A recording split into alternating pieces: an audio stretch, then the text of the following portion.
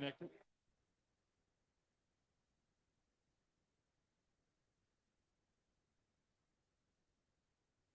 All right. Good evening, everybody. It is 7:30. We need to get started.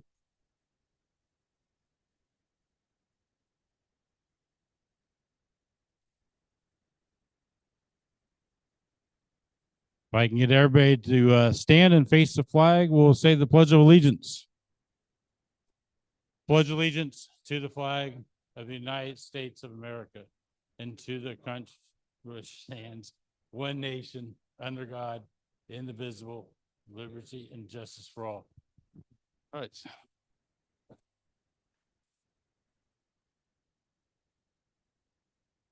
All right, we're going to get started. I just want to, for anybody that's new, my name is John Knott. I'm the president of Orlando Amateur Radio Club. We get everybody to tone down and quiet down, folks. So we can, one meeting, please. My name is John Knott. My call sign is N4JTK. I'm the president of Orlando Amateur Radio Club. We welcome you here. We'll go around to introductions in a moment. Is there anybody that's just guests, first time here, visitors, whatever? You wanted to stand up and we'll have you say your name and introduce yourself. Hey, I'm Ryan. I just got my general last month, and my first time here. First name is Vanessa, and I'm from Lake Nona. So I've been talking to Bo to study about getting my license and all that stuff going on. So thank you. Hey, so my name's Frank Dawns. I got my technician in March. I'm from Oviedo, and I just got my general. And this is the first meeting that I've came to, so just saying hello.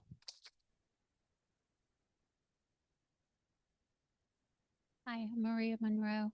I passed my test on Sunday. Thank you, John. Thank you, Michael, and all my instructors. Oh. KR4EIG. Thank you. Maria's call sign was just issued this morning, so she's still trying to get used to it. It's going to take a little time to get used to that call sign. All right, we welcome everybody here. Let me go around and introduce the rest of the board real quick. Up here on my now right is Michael Cawley. He is a vice president, general chairman of Hamcation.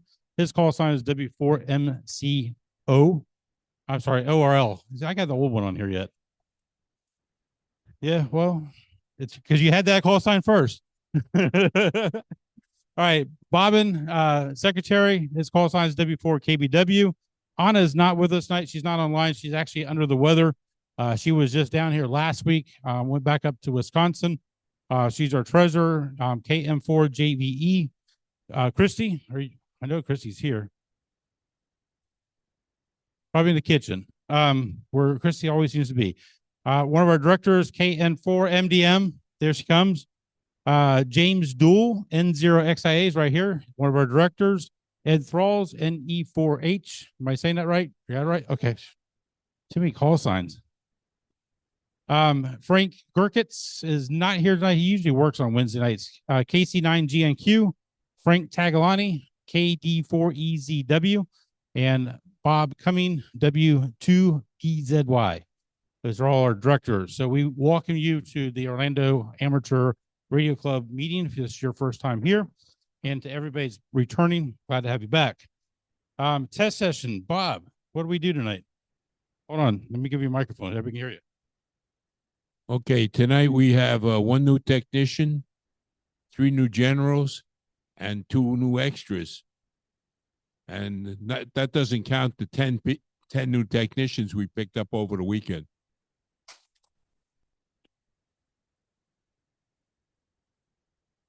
So what Bob is referring to is we had our first ham radio class since the pandemic. It's taking a little time because the EOC where we do our ham radio classes was being renovated. Renovation's done, finally got everything scheduled, and had our first ham radio class, did a technician class this past weekend. Then we had 22 registered attendees, or future hams, I like to call them. 4 of them advised in advance they could not make it this past weekend. 6 of them did not show, leaving us with 12 future hams. And out of the 12, 10 passed. And the 2 that did not pass that night, I'm not sure, did Still working on it? Okay. Still working on it. They're almost there. A little bit of studying. I'm sure they're going to take the test again and pass it real soon. So congratulations to those 10. 5 of those call signs, including Maria's, was issued this morning with the FCC update. I understand there were some issues that they might have had overnight. Is that right, Aaron? They were trying to get everything done. So hopefully the other 5 will get issued tonight, as long as they paid that $35 to the FCC and stuff. 2 of those attendees and 2 of the ones that did pass was our teachers from Sally Ride Elementary. So our magnet school magnet teacher, magnet program teacher, Betty, she passed her test along with Miriam, one of the second grade teachers. Actually goes to 3rd grade, she told me this year. So they both passed their test, and those should have their license hopefully tomorrow morning. So we're glad to have them on board with us, and look forward to the relationship that we're building. She's on vacation right now. Summer is here for teachers. She's already she did her test on Sunday. She flew out yesterday, and she's on vacation for the next 10 days. So when she gets back, we'll start planning our sessions with Sally Ride for next year, and all the interactions we're going to have with the school kids. So we're looking forward to that. Plus, now that they have licensed hams, the station that Michael was able to procure amongst money donations from our vendors, we need to work on getting that set up at the school for them. So we'll have to work with the facilities, and there's always that have to put the coax through the wall, drilling a hole. Oh my God, you're going to tear up the building conversation that we have with facilities, and get that resolved fairly quickly. So we're looking forward to it. Speaking of which, last month I forgot to bring it. There's a lot of things going on, but as I mentioned before, Orlando Amateur Radio Club was awarded a Community Outreach Crystal Award from OCPS for 2024-2025 for Partners in Education Award. This is the actual award that we received. So I wanted to bring it to everybody so you can see it. Very nice award. Crystal, and it's heavy glass. So you probably could, but it might seep out. All right. Also about creating the club. Huh? Do what? About creating the club there. Yeah, good. Also, we're going to work with Betty and the other teacher there about creating the first amateur radio club with Orange County Public Schools. So they're on board to do it there. We're going to work on getting them a club license so they can actually start doing stuff with the students every week. Definitely look forward to doing that. And also 3 of the teachers at Sally Ride will be going to the Teachers Institute that ARRL puts on, almost monthly now, maybe every couple of weeks. They'll be going in the month of July up to Connecticut. So to attend that. So looking forward to what they have to report back when they attend it. And I think, Ken, you go in August? Ken goes in August. So busy couple of months for the Teachers Institute. All right, field day. We're going to talk a little bit about field day. And Joe, if you want to come up too, or you guys want to come up. This is as of yesterday or last night. Out of 136 available time slots, we only have 29 filled. Okay. Leaving about 107 slots still available. Now that doesn't account who might have registered today, because obviously I wrote this yesterday since I was at work all day today, but we need your help. This is a perfect opportunity that anybody, whether you're a technician or even a non-licensed amateur or future amateur radio operator, can come out and operate that weekend. The dates, you got that all information. Let me get you a microphone there. Hold on a second. Makes it easier. Plus, there you go. Nick, go ahead. Okay. Hey, my name's Nick, K4UBB. So this information is from Rich, and he wants everybody to know that there are 23 days until field day. He's always asked that question. He always knows. So I had to know because I'm, him today. But he is on a trip. Today is his 50th wedding anniversary, and Sue and he are celebrating with family in Virginia. Let me see. Field day, other family. I don't know. Alternate family. Let me see. So it is June 28th and 29th. We actually start activating at 2 p.m. on Saturday, the 28th, and activate all night long till the 29th at 2 p.m. or as long as weather permits. Anybody's welcome at any time in between those to come and activate, get on the radio. There's 5 sections. We're a 5 alpha. This is important. This is new for some of the people who have done field days before. We have 5 radios that will be transmitting. We only can have 5 radios transmitting that day. You can't bring your radio out and transmit, right? You have to use one of the 5 that are out there. If we happen to have somebody that turns another radio on, then we're a 6A, and we don't want that. We've been, I think, in the top 5 for the last several years as far as number of activations, and so we want to keep that. Let me see. So you can bring your own handhelds, but not, that's just local, and we're going to be using one of the repeaters. We'll have all of that information out there. Frank Tagliani and Sean Connor are going to be doing the 20-meter single sideband. CW is CW1. There's 2 CW stations. CW1 is Bob Cummins and Ed Thralls. And then CW2 is 2 blind guys, CW, Dave Hildebrandt, W4CI, and Tommy, K4FYEY. They are blind, and they are apparently very good at CW. So then we have 40 meters. That's going to be led by Bart, AI4NF, and Doug, KI4BTD. Then we have a digital any band. Les Kramer's going to be running that, WA3 SGZ. And then a satellites, Dennis V and Lou are going to be running that. And then I'm going to be running the GOTA station. GOTA is Get on the Air. I will be manning that station, and anybody with or without a license can come up and activate under my license that day. K4UBB is the GOTA station. GOTA has kind of its own rules, and if you want to know more about that, feel free to come see me, and even at the break or later on, or come out that day. Would love to see everybody come out. Let me see. You can, if you want to bring headphones, a CW key, any of that kind of stuff, that you're welcome to bring that, but you'll plug it into one of our radios. We are using the ICOM IC7300 radios for almost everything, so it should be a very familiar radio to just about everybody. Let me see. Location is Central Winds Park. Yeah, it's where they hold the Scottish Highland Games every year, if you know where that is. It's in Winter Springs, right? And then let me see. I'm going through this. Zach is going to be preparing our food. He's got a whole bunch of awesome food prepared, or not ready yet, but we'll have it.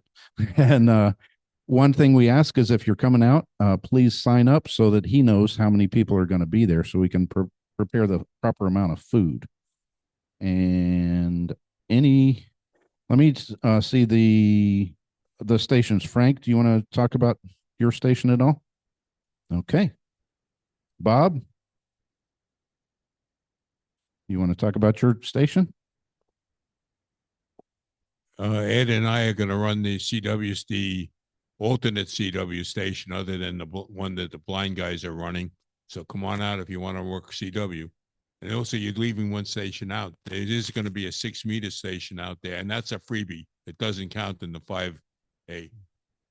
Yeah, I did forget that. That's actually going to be in my GOTA area. So, but yes, we will have that. Let me see. Is Dave or Tommy here? I don't think they're here tonight, right? 40 meters. Bart, Doug, are they here? Okay. Digital, Les, is Les here? Nope. Okay. And satellites. Dennis, you want to talk about your satellites? Awesome. Sounds good. And again, I'm the go-to station. Heard a few people talk about they're, nervous, don't want to get out there. Listen, I haven't made very many contacts myself, and I'm running the whole go-to station. So I won't turn away anybody that wants to come out and play. We do get bonus points for all of the go-to contacts. And I have invited several of the scouts from Seminole County to come out and jump on the air with the go-to station. So we should have some interested scouts. And Ken and Larry are going to be helping with the scouts as well out there.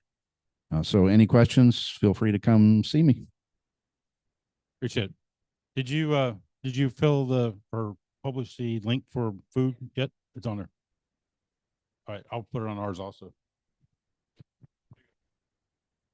So if you go to lamars.org, scroll down towards the bottom of the page, you'll see a button that will take you to the field day page. You can sign up there to operate. You can sign up there to for dinner. And there's also a link that gives you a GPS pin to bring you exactly where we are. So you cannot get lost. I wouldn't say that exactly. I'm sure somebody we'll have to send out a rescue crew for somebody, I'm sure. Real quick, Joe. Are we doing the WinLink or? Okay. Also, we're going to have a WinLink class out there for like a teach-in type of thing. So myself and Bob, Rick. Okay, Rick's going to do it also with me. Okay. All right. So we're going to be out there. So if you want to learn about WinLink, please come out. We'll have a class Saturday. We doing it Saturday? Okay. Okay. Rick's going to get a hold of me. But we are going to do that also. So please come out. We'll have it set up. We'll teach you how to do it. Answer questions about WinLink and Vera and all that. So should be a good little teach thing.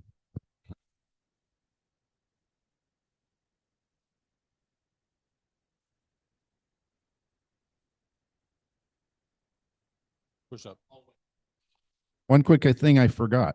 If you can't make it out there and you want to participate in field day, you can do that from home using your radio. You'll fill out log sheets just like you would in any other contest, and then you can actually submit the points to our field day, and the field day the points will count no matter where you're at. They'll count towards us. They get assigned, aggregated in. So if you can't be there, but you want to activate from home, feel free to activate and log it, and we can figure out how to help you get the logs to us. In that case, you would use your own, I believe, right?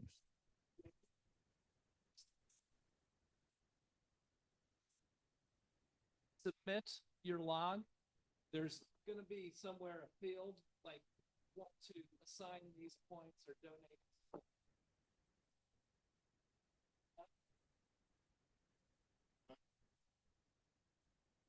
For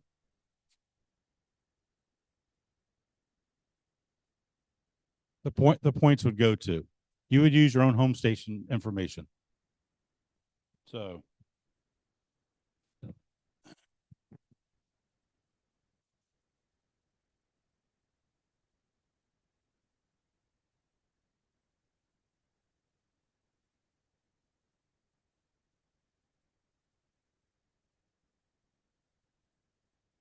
Paul.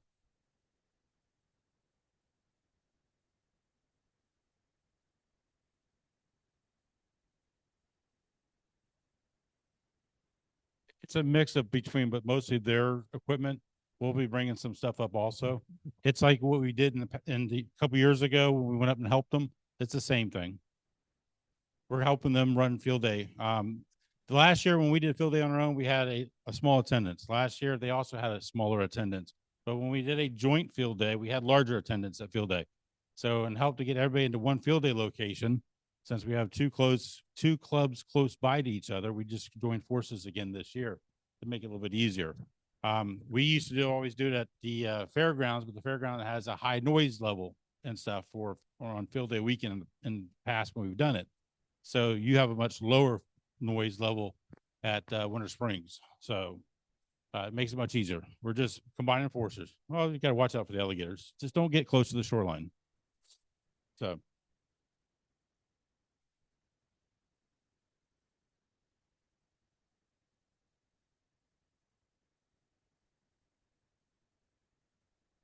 It'll probably be like, yeah, it's going to probably be like what we've done in the past. When a band shuts down and you're not going to get any more contacts out of that band, you start closing that station up. Especially if you're not going to get any more contacts out of that, at Sunday morning or Sunday afternoon. Weather comes in, you start tearing things down a little earlier so you're not pulling antennas down during a lightning storm. Nobody seems to want to get electrocuted or their batteries recharged. I particularly wouldn't want to either. So you have to have a little safety in mind. So, but obviously the event goes until 2:00 on Sunday. So we try to run as close as we can to 2:00 on Sunday.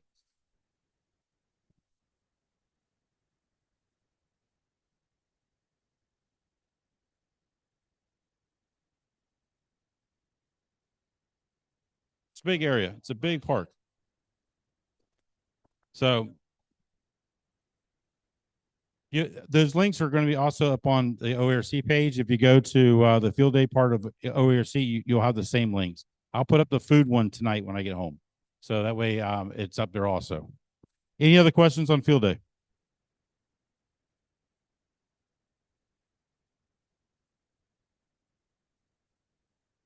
We'll be talking to field day if you need help finding it.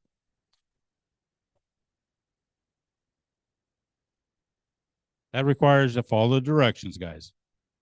All right. Definitely. All right. Next thing I want to talk about real quick is the 13 Colonies special event is coming up. It's always a fun event, July 1st through the 7th. Try to make a contact with all the special event stations for more information. 13colonies.us. It's a lot of fun. A lot of guys have a lot of fun doing it, trying to do a clean sweep. There's 13 colonies, obviously, about 13 different stations, 13 unique call signs that you're going to look for. And it varies, I think, day by day where that call sign is going to pop up in that state. So depends on who the net control person is for that particular call sign. Again, 13colonies.us. That's 13colonies.us. All right. K4KDI stuck in the newsletter this month as the K4 KDI tailgate, the one that's usually on South Conway Baptist Church, is returning July 12th from 6:00 in the morning to noon. It's free, no admission charge. Doesn't cost you anything to set up and tailgate. Be there early if you want shade. Bring your own food and drink. Nothing. I don't think anything's going to be served there this time. But it is July the 12th. From 6 a.m. to noon at the South Conway Baptist Church. It's all the way down by almost to the airport on South Conway. All right. Michael, did you have anything for Hamcation 2025? Letter. I actually put an article in the newsletter. I am looking for at least one chairperson and a whole bunch of assistants. There will be a couple other chairs coming up. I'll announce those soon. I do know the one I am looking for is for tickets. So please see me if you're interested. It's on-site tickets. Yeah, on-site tickets. I'm sorry, on-site tickets. So please see me if you're interested, and I can go over what it entails. All right. Real quick before we go to our break, I just want to go around to the rest of the board members to see if they have any other announcements. Michael, did you have anything else? Bobbin? Bob C, Ed, James, Christy, Frank. Excellent. All right. When we come back from break, they're setting up break right now. We're going to come back. Let's try to be back by 5 minutes after 8, about 10 minutes from now. We have Rob Suggs, NN4NT, that's going to do solar activity by the numbers presentation, and Ed will give out more information on his presentation when we come back. Oh, one more thing. I'm sorry. I've been holding this thing. Hurricane Expo, July 1st. I'm sorry, June 1st. Hurricane season started.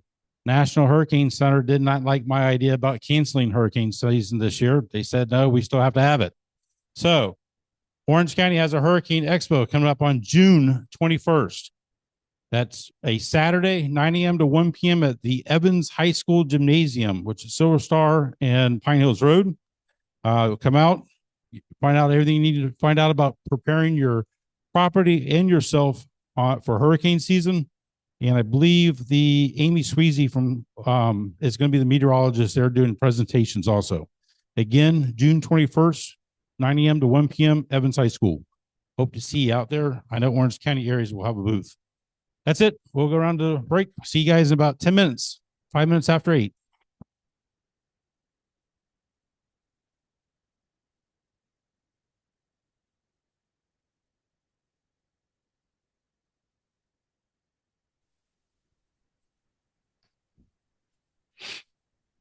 Can I get an audio check? Make sure you guys can hear me okay? We hear you. Okay, thanks.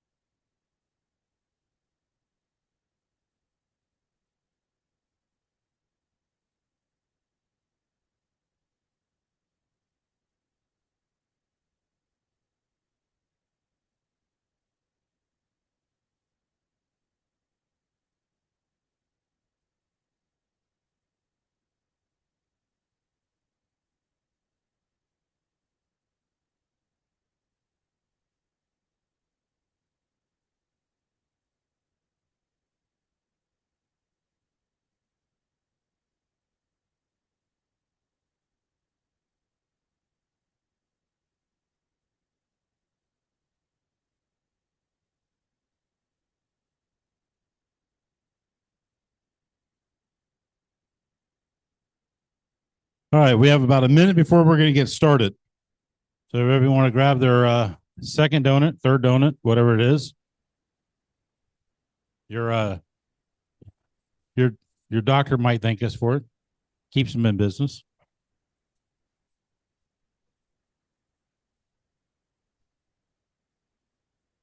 All through. Good.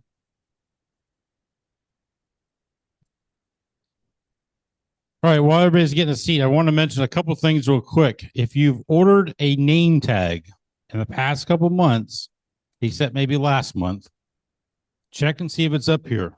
We have some name tags that are still have not been picked up. Also, if you renewed your membership or a new member and haven't got your ID card, come up here and take a look and see if it's up here, so we can get rid of get some of them taken or distributed. That's what I'm trying to say. There's a lot of them up here still. If you ordered a name tag last month, it is still coming. Our vendor, his wife was injured at Hamvention, and he's been helping her right now. He's going to make the tags and give them to us here shortly. So if you ordered it last month, they are still coming. And finally, we have some door prizes up here for after the presentation. For those of you that like to collect Yezu hats, this is the latest Yezu hat for this year. Okay, so we have two of them up here. Thank you to Yezu. There's also another grounding and bonding book from ARRL. And this time a little different clock, a digital clock we're going to give away. Your choice if we pull your ticket number. So we'll go do that at the end of the meeting before we adjourn. And with that, we'll go ahead and get started with Ed. Ed, you ready? If I can get everybody's attention, please. Everybody's attention.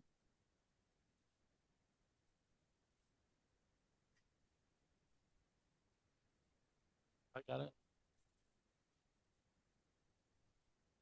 Everybody's attention. Okay, Ed, you ready? Okay, good evening again. Hopefully you've had a donut or something to keep you awake here. We've got I think a very interesting presentation. I've read about it about 6 or 8 months ago. I hope you enjoy it as well. Dr. Rob Suggs, NN4NT, is a semi-retired NASA scientist who's worked for the Marshall Space Flight Center and Johnson Space Center. His most recent assignment was Natural Environment Discipline Lead for the Human Landing System program, where he was responsible for defining the space environments to be used by developers of the Artemis program landers and lunar surface hardware. He has worked in the space environments for numerous NASA programs, including the ISS, Space Launch System, Orion Spacecraft, Gateway, and Chandra X-ray Observatory, and his interest in space weather and ionospheric propagation nicely intersect with his day job. He was first licensed as WA4 KVO in 1974, and he got his extra in year 2000. He's held several offices with NASA, Marshall Space Flight Center Amateur Radio Club, where he helped start the NASA On the Air events, and it was listed in May 2025 QST. He's also been vice president of the North Alabama DX Club. His primary interest is in helping new hams get on the air and start building their stations. He's also enjoys casual contesting, DXing, and parks on the air activations. Dr. Suggs, it's all yours. Thank you for being willing to share your knowledge with us. Well, it's a pleasure to be here, and I really appreciate you asking me. I guess you guys can hear me okay, and you can see my title slide. Is that correct? That's correct. Okay. All right. Well, I'll talk about solar activity and effects on ionospheric propagation, which I know that most of you have heard a lot about this. You've had it on your exams and probably heard other talks on this. I hope to go a little bit deeper and a little bit in some of the areas here of interest to hams, and give you some hopefully some physical insight into what's going on. You probably know at a top level, what's happening, but I'm going to try to get a little bit deeper here. That's my plan here, and hopefully we'll do that. And of course, I think we've got a Q&A session kind of at the end there, so I'm going to go through pretty quickly here because there's a lot of slides and a lot of content. But let's see, and I'm not advancing. What's going on? Of course, the first snag here. I guess I'm going to have to do it that way. All right. So probably most of you have seen this thing from hamqsl.com on various web pages. It's just a tremendous amount of information here, and a really nice service that N0NBH provides. There are an awful lot of numbers on there, and is kind of mystifying sometimes when you look at all those things. You can just look down at the bottom down there and see when the bands are supposed to be open. But I think it really behooves us as hams to understand a little more than just that, to actually look at some of these input parameters that drive that propagation. So that's what I'm going to try to do tonight here and give you some physical insight. I'm going to focus on that solar flux index. There, that 205 number is pretty good. So that's the solar flux. The X-rays, that sea level X-ray is also good. It's low, and the solar wind speed down there, 357 kilometers per second. That's also pretty good. It's low. And so hopefully you'll come out of this with a feeling for, hey, I want that number to be high and that number to be low, so I'll have good propagation. That's the whole idea here. So we all know the sun is important to HF propagation. This is a solar minimum level kind of sun. There is nothing going on here. No active regions, no sunspots at all. And so hams are kind of unhappy when we see that, right? So that means that propagation, especially on the higher bands, is not going to be great. When we see a sun like this, we get more excited. It's a lot happier ham community when there's a lot of sunspots. But those same sunspots and same active regions here can cause problems for propagation. And you all probably heard over the weekend we had some significant activity, and there were some problems with the bands there for a period of time. And I'll talk about that kind of near the end here about that event. I'll also talk about the really significant space weather we had back in May of last year, where we actually saw some aurora from North Alabama here where I live. So we'll talk about the kind of the good, the bad, the ugly of solar activity. I'll start off with how the sun affects the ionosphere. We'll talk about the structure of the ionosphere. Again, most of you are familiar with that and had to learn that stuff for your exam. I'll talk about the solar spectrum, which is something that you may not be as familiar with, and how different parts of the spectrum affect the ionosphere, and especially different parts of the ionosphere. We'll talk about radio wave generation and skywave HF propagation. We'll talk about solar cycle 25, which we're in here. It has exceeded expectations. It's been higher than anybody expected. Well, I won't say anybody. There was one group that expected to be pretty high, but most of the consensus of the wizards who do that type of prognostication, thought it was going to be a lower cycle. Maximum apparently was last fall, last October, I believe, but we've still got some pretty good solar activity. So all is not lost here if you're a DXer. We'll talk about the space weather event and its effects on propagation, and a couple of different events. I'm not going to try to get into VHF, UHF propagation, aurora scatter, meteor scatter, sporadic E, or tropo propagation. Those are pretty specialized. The aurora scatter, obviously, and some aspects of sporadic E are related to space weather, but it's just too complicated to get into that. Don't really have time, and I don't know so much about that, so I'm gonna steer clear of those. So the ionosphere, we remember that there are different layers. On the daytime side, we have a D region that forms during the day. There's the E region or E layer, and in the F region actually splits into two different layers during the day. But at night, things are simpler. There's a weaker E layer. The D layer goes away pretty much entirely, and the F region kind of reduces back down to a single layer. So those are kind of just to remember that the nighttime is simpler, D layer's gone, and daytime is a little more complicated because the sun is shining on it and it affects it. The electromagnetic spectrum looks like this. We've got radio waves over on the right-hand side and gamma rays on the left-hand side. It's all the same stuff. It's all just electromagnetic radiation, but very different frequencies and wavelengths and very different effects as well.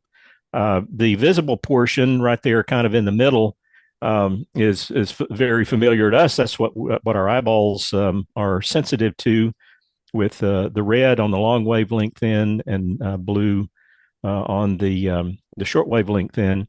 And the interesting things from ionospheric propagation are the extreme ultraviolet. That's what causes most of the ionization up in the F region. And we will talk about the F10.7. That's the solar flux index, that SFI that you saw before. That's the sort of the radio noise from the sun out at 10.7 centimeters wavelength, kind of out in the low microwave band. That actually is just a proxy for extreme ultraviolet. It really does nothing to the ionosphere. But it tracks very closely the extreme ultraviolet. It's something that's easily measurable from the ground with radio telescopes. And the EUV can only be seen from space, so that's a little more complicated. Have to have instruments on spacecraft, which we do, of course. But those are related. They're coupled, and so we see F10.7 as one of the numbers that gets reported.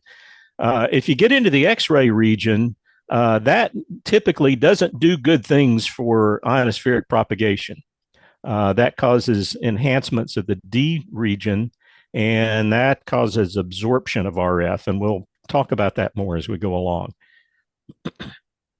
Now we're going to zoom in that UV to near infrared region on this solar spectrum. The peak there is in the visible. That's kind of roughly in the green, but that whole composite of that big hump there is what we see. That's the visible light spectrum. Over on the left is the extreme ultraviolet, and that's the good stuff that causes the F layer. So EUV is good. Now, this is a similar plot, but on the blue line, you have to look at the right-hand scale. This shows the variation in that extreme ultraviolet from solar minimum to solar maximum being where that blue line is the highest. And you see the units over there, that this is the max minus the min divided by the min. So think of that as kind of a percentage or a fractional change in that extreme ultraviolet, and it's pretty significant. It's a factor of 10 up to, at that highest peak up there, the 10 to the 2. That's a factor of 100 variation from solar max to solar min. So that's the stuff that that variation from solar min up to solar max is why hams get excited during solar maximum. Now, I really like this plot. This thing is really busy, but it really gives you, I think, a little more physical insight into these different wavelengths and what's happening. So if you look in that center section, I hope maybe you can see my pointer here. That visible and IR, that part of the solar spectrum makes it all the way to the ground. So here we've got a scale going from 0, which is at sea level, up to about 600 kilometers altitude. And so that covers the D region, the E region, the F region. And so that the visible comes all the way down to the ground. The near UV, most of it makes it to the ground, but not all of it. This is the stuff that causes sunburns. Okay, so this is not good for humans. While we wear SPF 30 or SPF 50 or whatever suntan lotion to block that further, but much of it makes it to the ground. The interesting stuff for hams is over here on the left-hand side, and I think I've got, the UV and the X-rays are stronger during solar maximum. You just saw that variation plot for the extreme UV, and that you see is stopping up here at is almost totally gone by about 100 kilometers altitude. And what is stopping it is that it's being absorbed in that is really tenuous atmosphere, but there's still atmosphere up there. And that absorption is photoionization. And I think I've got that on the next slide.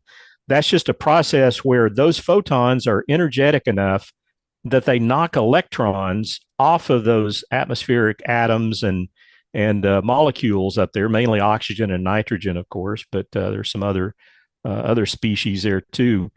But when those photons encounter an atom, they remove an electron, they eject an electron from the atom, and that takes that photon out of play, so it's gone. So that's why that is stopping. Showing it that radiation is stopping at that altitude. Those free electrons are what hams crave. We always like free stuff.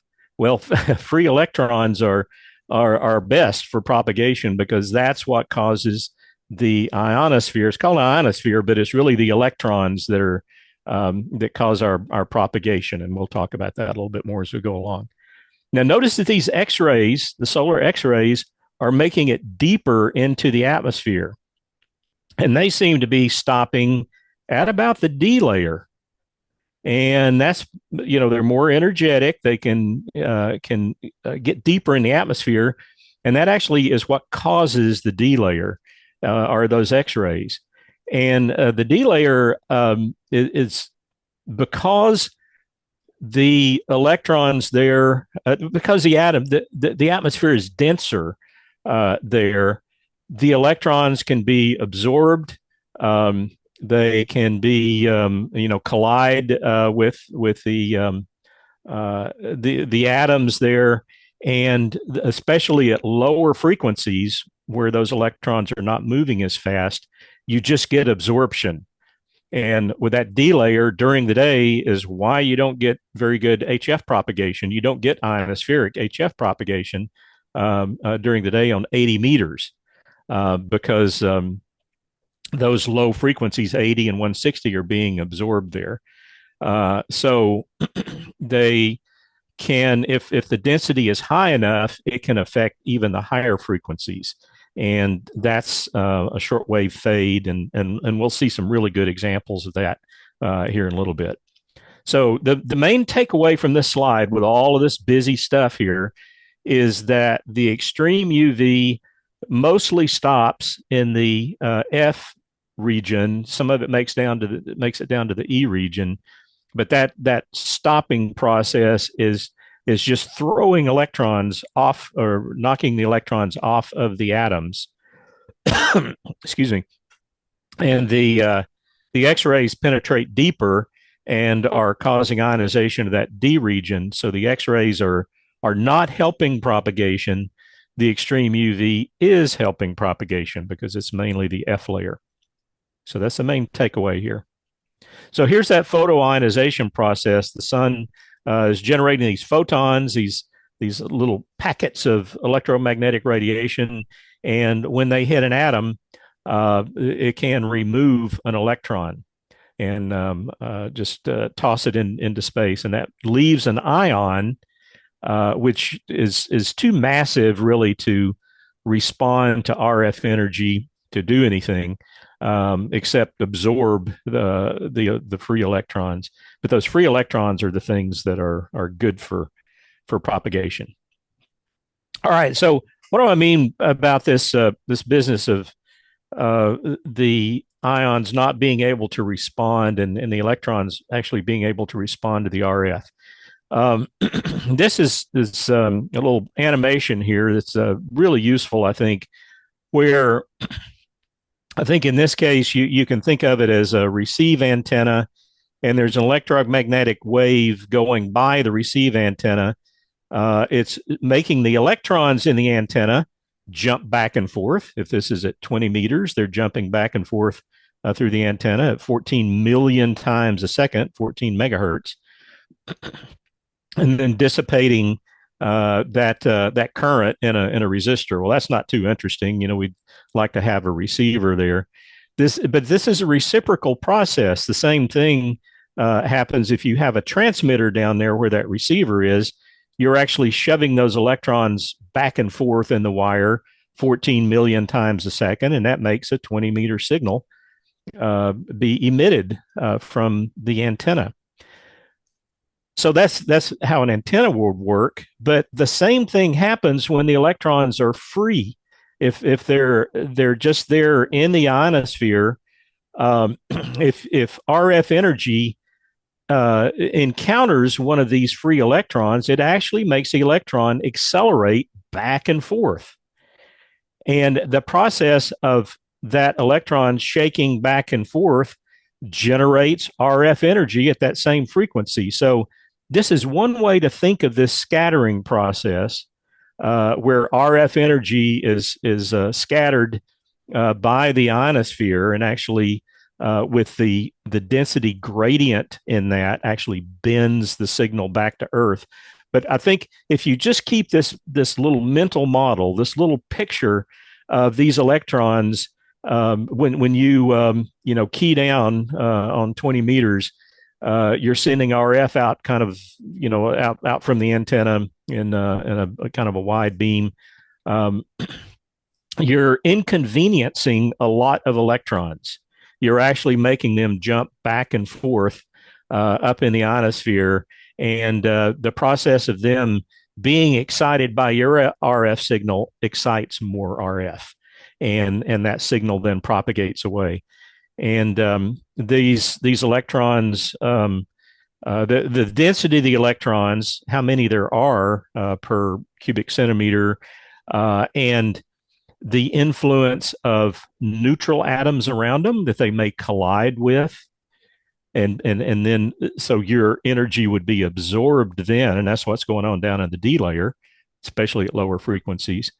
And the presence of a magnetic field also affects this. So you all know that a magnetic field, when you apply that to an electron that's moving, it deflects the electron, and that causes a really interesting effect called birefringence that I also have a slide on here that you don't hear a whole lot about. So this is kind of the mental model. Keep this in mind, these electrons being jostled by your RF, and then they generate more RF. So some parts of the ionosphere are helpful and others are not. The F layer, obviously, we all know that is responsible for long-range skip. 20 meters is a good example there, but it works on the other bands as well.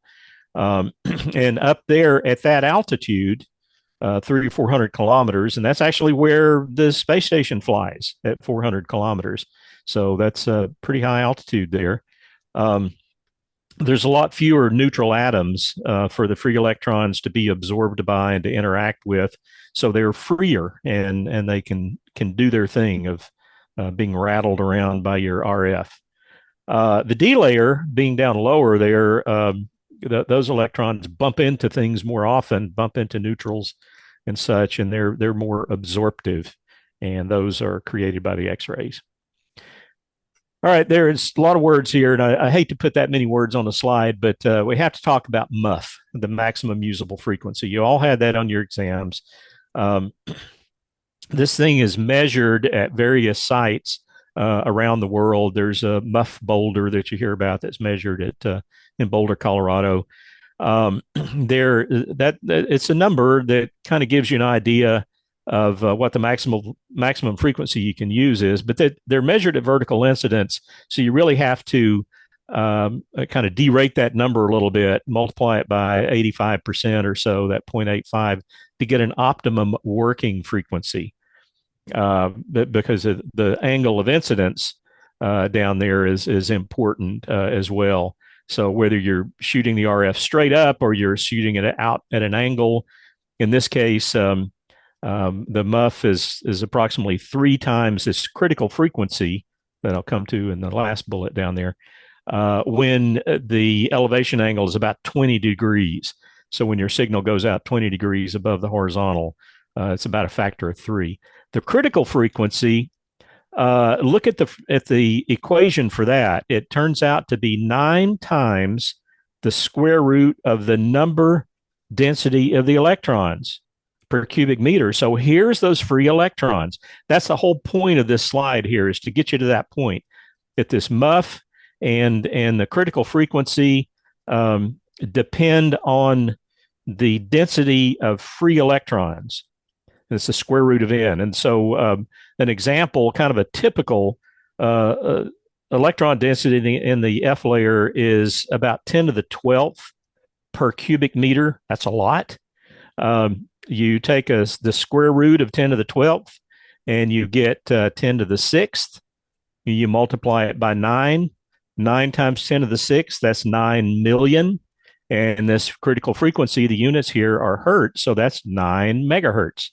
So that's this kind of a good number to, or yeah, sort of a good number to remember for typical free electron density in the ionosphere.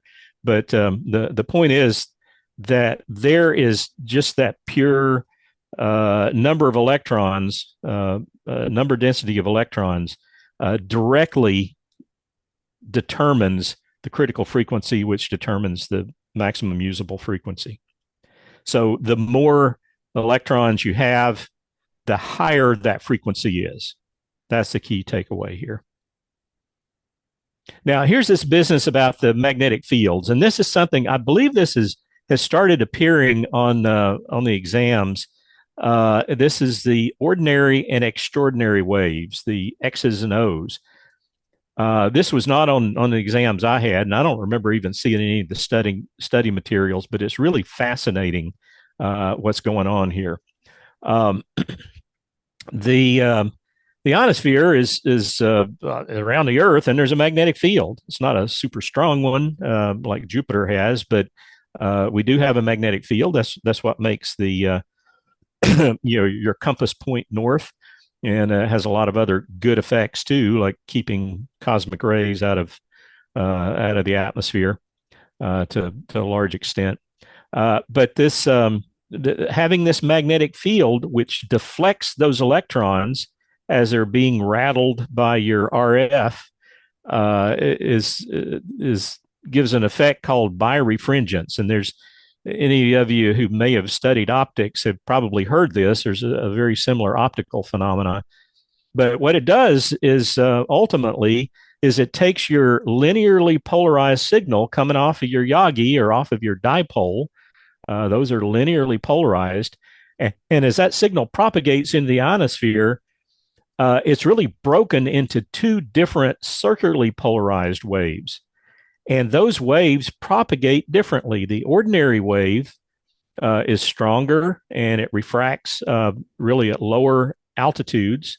That's called the O wave. And the extraordinary wave, they just picked up the X, the second letter there in it, is weaker and it travels higher and farther. So these 2 waves kind of take different paths. And what arrives at the other end, if they do come back together, is elliptically polarized. It's a combination of the 2, but they actually can be separated by quite a distance. This is not the same thing as Faraday rotation, which you know has to do with VHF signals propagating through the ionosphere and the magnetic field and being rotated, which is really important for satellite propagation. This is not the same thing. This is different, and it works down in the HF region. If you want to know more about this, Eric Nichols wrote a QST article in December 2010 about this. He worked with that HARP, I think it's called. It's a big high power transmitter up in Alaska that they use to do ionospheric propagation and modification experiments. It's also in his book, Radio Science and Propagation.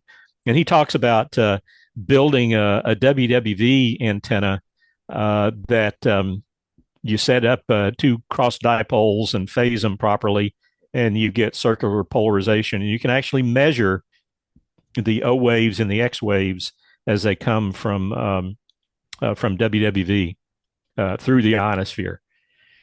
So this is pretty interesting. Now, what this looks like, this is from a program called FARLAP, which I think is an Australian project. It's an ionospheric propagation modeling program. And here they're showing that the green line is if there's no magnetic field and you send your signal up kind of at a high elevation, and where it's going to come down, 1,000 kilometers away.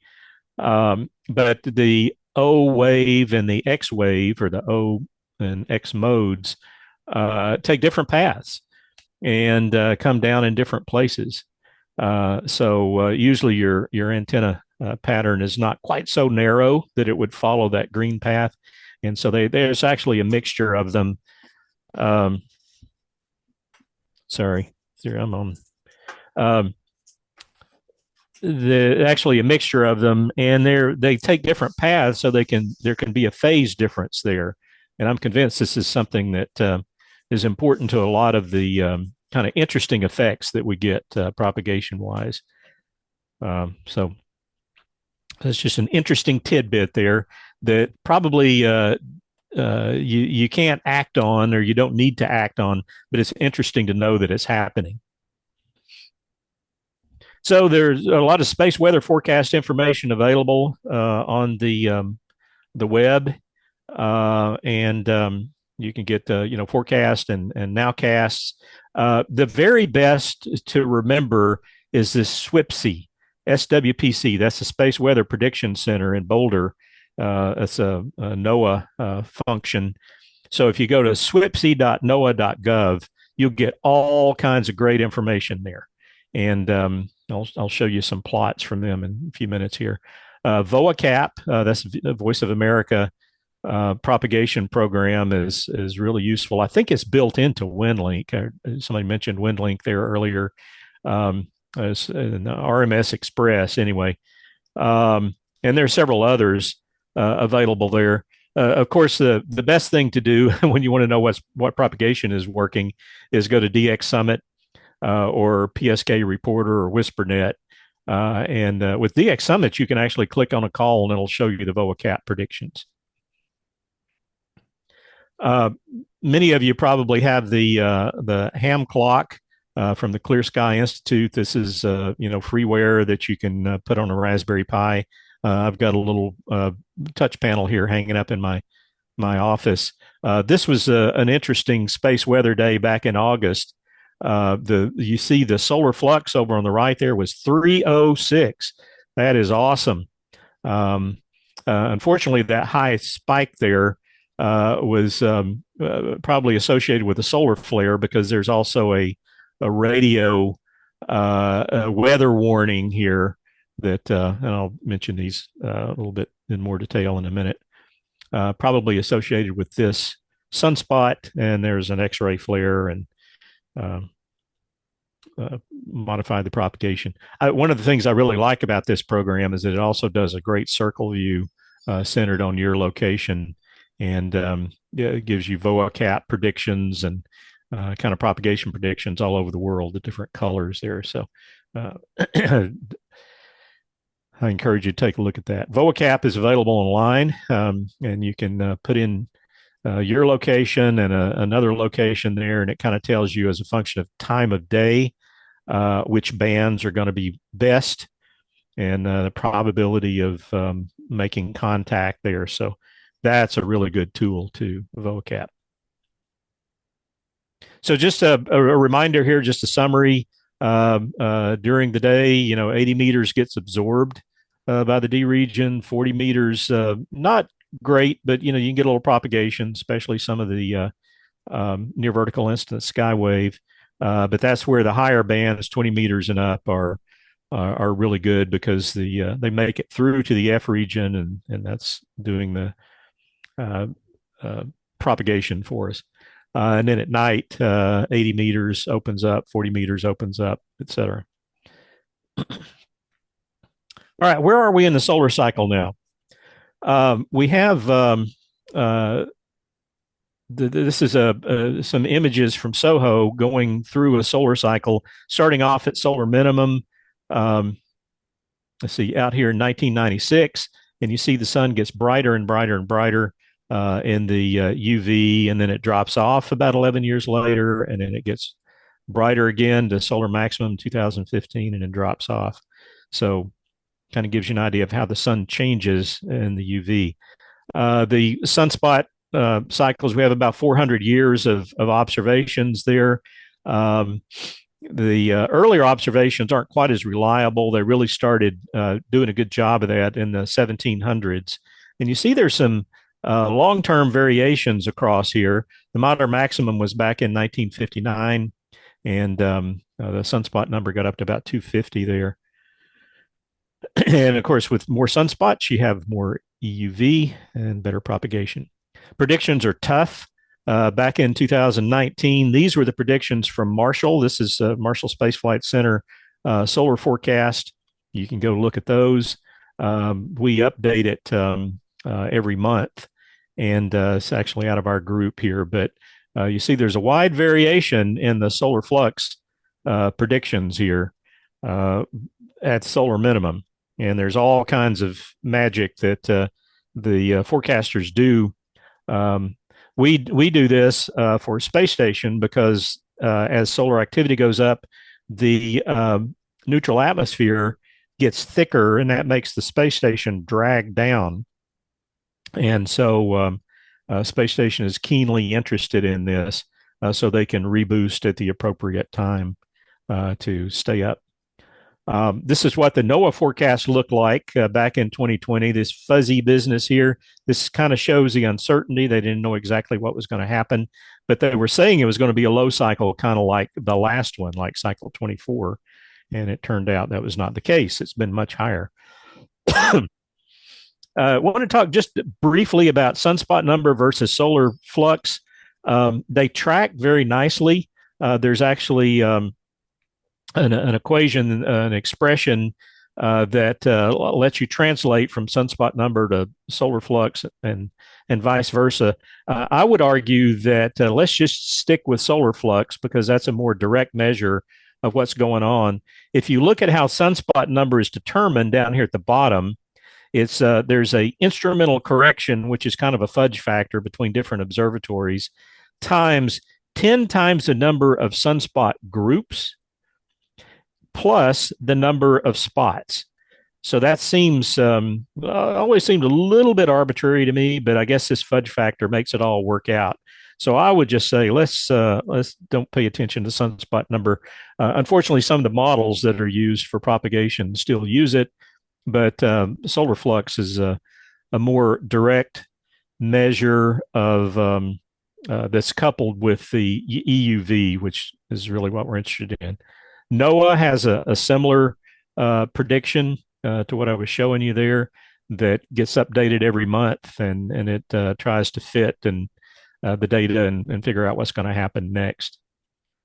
The solar flux is measured. The primary site is in Penticton, British Columbia, and there was a good article back in QST in February of 2013 about how they do this. Little radio telescopes. So solar cycle 25 has been great so far. It peaked late last year. Continue enjoying it now while the DXing is still good, because those higher bands are going to start pooping out here in the next year or so. Sometimes the sun is too active. Sometimes we get a space weather event. This was one, when was this? It was May of last year. And this little region on the right-hand side of the sun, there were two X-ray flares kind of in rapid succession there. And that can wreak havoc. Normally, what you see first when there is an X-ray flare is an increase in the F10.7. That's called a 10 flare. And you can get on an email list where they will email you these weather forecasts and nowcasts, space weather nowcasts.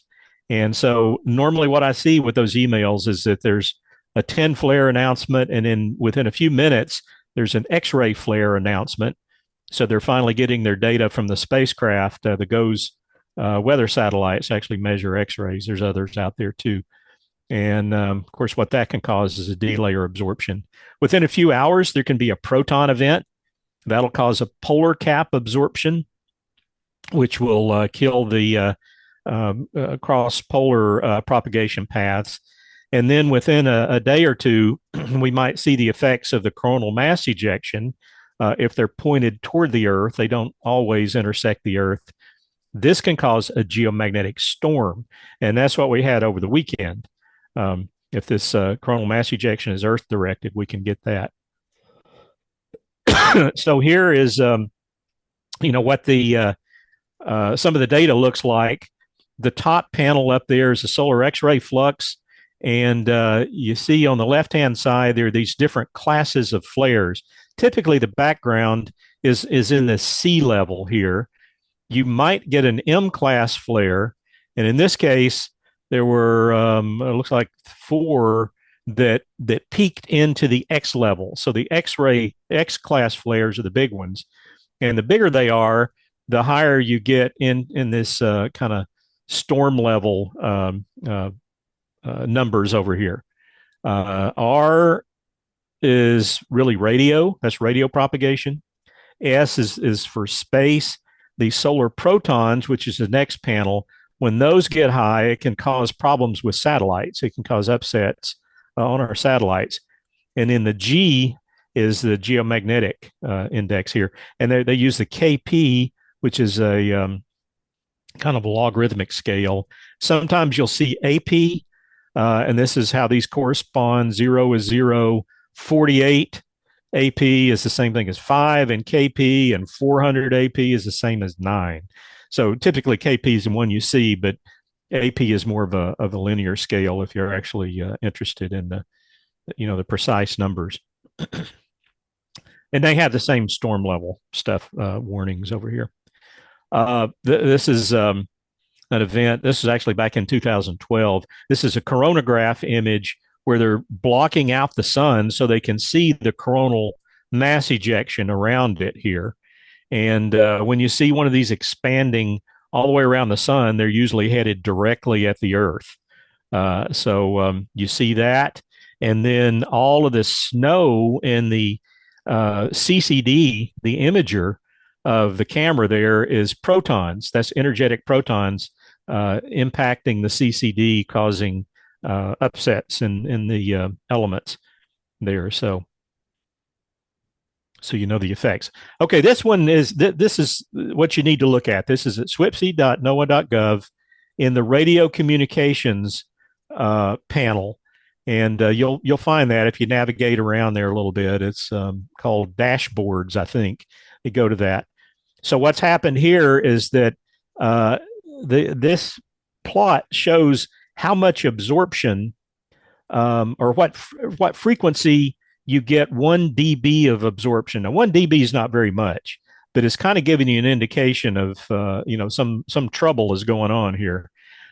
So when you have an X-ray flare, the low latitudes here will be affected, and this is a D region absorption prediction. So this is a model actually of how the D region is causing absorption because of the X-rays causing more ionization down at the D region. The polar regions here are responding to the protons. So if you look at the plot over here on the left, on the right, you see the X-ray events here.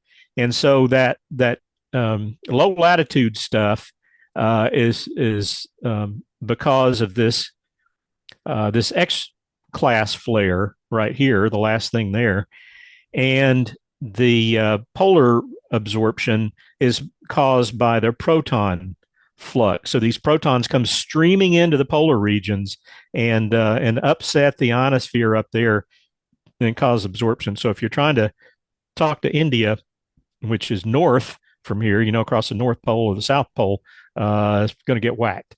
Or some parts of Russia, of course, are in that direction. So even over here, the night side, where the X-rays are not affecting us, the polar cap absorption is still occurring. So just remember, polar caps go with the protons, and the lower latitudes go with the X-ray flux. The other more interesting prediction here is over on this section on the right-hand side. This is the attenuation or the maximum absorption anywhere in this plot as a function of frequency. And so, this is showing 1 dB over here on the left. This thing is showing even at roughly 20 meters about almost 10 dB of absorption. That scale down at the bottom shows you that. So that's almost 10 dB of absorption. And when you get up here to the lower frequencies, like 80 meters, it's more than 35 dB of absorption. So forget about it. You're not going to have any propagation at those frequencies. So this is really the interesting one to look at. And this is a coronal mass ejection. You can see the stuff all the way around here. I like these because you can see the planets in here occasionally. This is a few stray protons. These are not meteors. This thing is out about 1 million kilometers in the direction of the sun. So, and there's the Pleiades for those amateur astronomers out there. All right, I'm going to skip past that. Talk just a little bit about the coronal mass ejection. There are a couple of models that you can look at on that SWPSI website that show how this material sprays out from the sun. And the Earth is the green dot. And then there's a couple of spacecraft here, the Stereo A and Stereo B, and it shows where they are. And you can see in this case, the material came right past the Earth. That causes a compression of the Earth's magnetic field, which can cause aurora and a geomagnetic storm. And I think some of our propagation problems over the weekend were the geomagnetic storm. This is what that looked like last May 10th. Huge geomagnetic storm. The auroral oval, where the aurora show here, and the model came down into the Midwest. We were actually seeing aurora here in North Alabama. This is out in the driveway of my house here.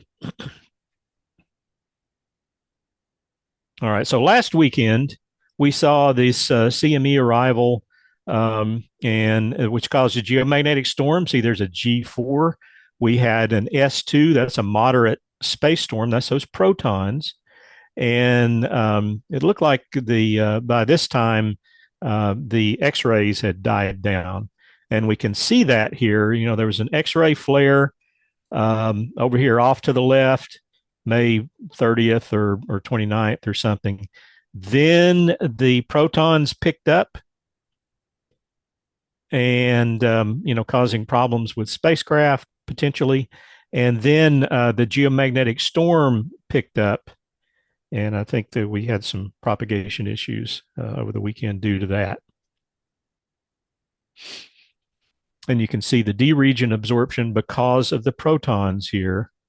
But down at the lower latitudes, because the X-rays were back to background level, there was no problem. So it's really interesting the interplay of these things in different parts of the environment that cause the problems. And I think it was the north, I believe it was this sunspot group here that was causing all the activity. And I like this one. This is XKCD. If you've never looked up any of these are real nerdy comics that come out 2 or 3 times a week on the internet. Just look up XKCD. check engine light here. So solar astronomers are worried when they see a sunspot that looks like that. All right, so the summary of space weather is at solar minimum. The EUV emissions are low, the ionosphere is less dense, and the F layer doesn't support the high frequency propagation as well. However, at solar minimum, there are fewer X-rays as well, so that means less D layer absorption. So we may have better propagation on 80 meters and 160 meters. Solar maximum, of course, it's kind of reversed. We get the higher band propagation is better because the higher F layer density, but you have that greater risk of X-ray flares, which causes a D layer absorption, which can cause problems even at higher frequencies. And then the solar proton events are more likely and can cause problems across the polar paths. So back to this first one of the first things we showed you on the slide here. The takeaways here are to remember that the solar flux, the solar flux index here, you want to see a high number because that says that the extreme ultraviolet is high. And they actually have the EUV number here. But I normally just look at the solar flux because I kind of have that in my head that if that gets up around 200, that's good. For the geomagnetic index, the A index is, you remember that was at linear scale. If you don't want to try to remember the conversions between them, just look at the K index because that runs from 0 to 9 or 1 to 9. And so 2 is low. So low is better. So that's a good number there. The X-ray X-ray flux, a C level is kind of background. You can get M flares, which can cause a little bit of trouble. X flares are bad, so you'd like to see a C here. And then the magnetic field, I didn't go into in detail, but when that gets to be negative, a large negative number, that means that you can have more. That's more likely to have a geomagnetic storm, but don't worry about that one quite so much. The solar wind speed is also related to those geomagnetic storms. Generally, lower is better. 360, 300 kilometers per second is pretty low. 600 is bad. And then there's actually a measure of the proton flux here. So high numbers are bad. So all these, the yellow ones are, you want to see low numbers for good propagation. And the green ones, you want to see high numbers. But so those are the ones there. And here you see they actually calculate or have the maximum usable frequency as well. Yep. All right. So it's all pretty simple, huh? Somebody made this diagram of what's actually going on in the ionosphere. I don't begin to understand all of this stuff here. There's a lot of currents and a lot of stuff like that. But you saw the actual numbers that you need to pay attention to there. And I'll just put this up here for my last slide. And so it took a little longer than I'd hoped to, but there's a lot of material here. I hope you got something you can take away from this and actually help you appreciate more what's going on in the ionosphere when you're DXing or even local HF propagation, because it's just fascinating and it's so fun to see the effects of this space weather on the ionosphere and kind of have a feeling of what's going on there. So I'll shut up now and answer any questions you might have. All right, does anybody have any questions? And while I come around to you or Ed comes around to you, shield your eyes or we're going to turn the lights back on so you don't get blinded. Yeah, thank you, Doctor. I check these numbers every day. Up until about 4 months ago, there was a question on whether we might hit a double peak here in cycle 25. Mm-hmm. What are your thoughts on that now? It seems to me they're on their way down. I'm hopeful, keeping my fingers crossed. The past couple of cycles, we've had a double peak. And I think what happens there is that the northern hemisphere of the sun has a solar cycle and the southern hemisphere has a cycle. And when they're in phase, you get a really big cycle because you got both hemispheres, both of those motors are running at the same speed. But apparently they've been a little bit separated. So we could have seen, and I don't remember if it was the northern or the southern hemisphere, that we could have seen the peak there, and then we might get a second peak. So I'm hopeful. I haven't heard anything official on that, where anybody's predicting that. But the thing about solar activity predictions is somebody's going to get it right, and everybody else is going to get it wrong probably, and they're just all over the place. So you just don't know. But let's hope. Let's hope. Mm-hmm. Anybody else?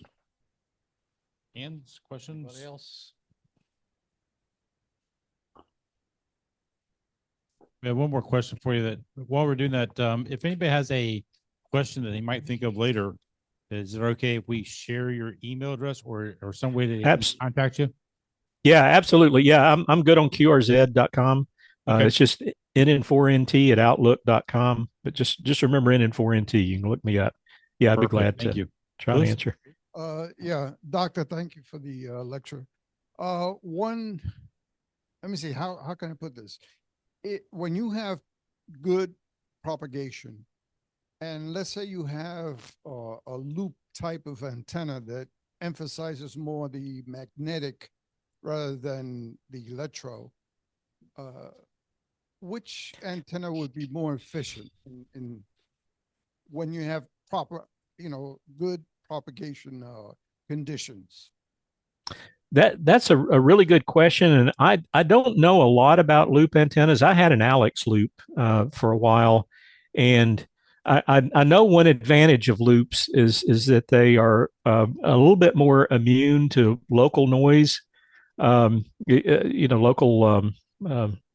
RF generated, by QRM. What I'm trying to say, by household stuff. I really don't know how that relates to some of the stuff I was talking about here, about how the magnetic field of the Earth affects the propagation and this business of X's and O's.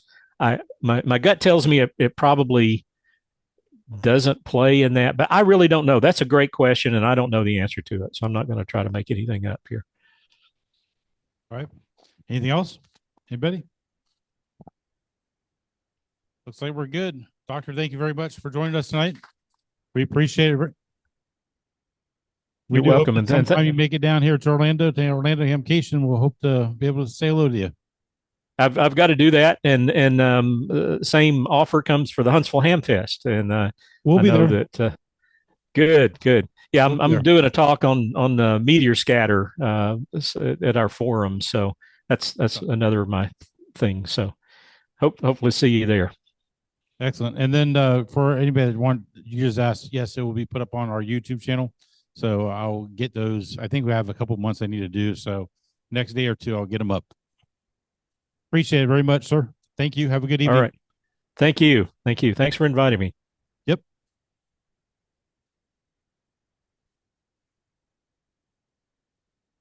All right. First ticket, your choice. Got 2 hats, 1 book, and 1 clock. 096. 096. 096. Frank? There we go, Frank. 078. 078. Come on up, All right. Lewis. Yeah, the choice is between 2 hats, designer hats. They're designer ones. They're good. Thank you, sir. All right. 087. 087. Larry. Larry probably already has the hat because he was at Hamvention. So he'll probably take the book. All right. Last 059. 059. Oh, gentleman right there. Come on up. There we go. You got yourself a nice new Yezu hat. All right, folks. I just want to remind everybody while he comes up, please think about field day. We definitely need help with operators out there. It is an opportunity that you come out and learn more about amateur radio. For technicians or non-hams, is a perfect time to come out and operate. You don't get a chance to do that very often. Looking forward to seeing those signups start coming in left and right after tonight's meeting. And as a reminder, next month's meeting is, I believe, on the 2nd of July, if I'm not mistaken. I didn't update my sheet all the way yesterday. 2nd of July here at Beardall Senior Center, starting at 7:30. Of course, we'll have a test session at 5:30. Don't forget, are you guys doing anything with Red Hot and Boom this year? You gonna need help? Red Hot and Boom? All right, so don't forget about Red Hot and Boom. Get with Frank. It's the small little fireworks festival they put on up in Altamont Springs. 200,000 people. 200,000 friends. They need help with manpower to help keep eyes and ears on everything. Appreciate it. See you guys next month. Drive safely home.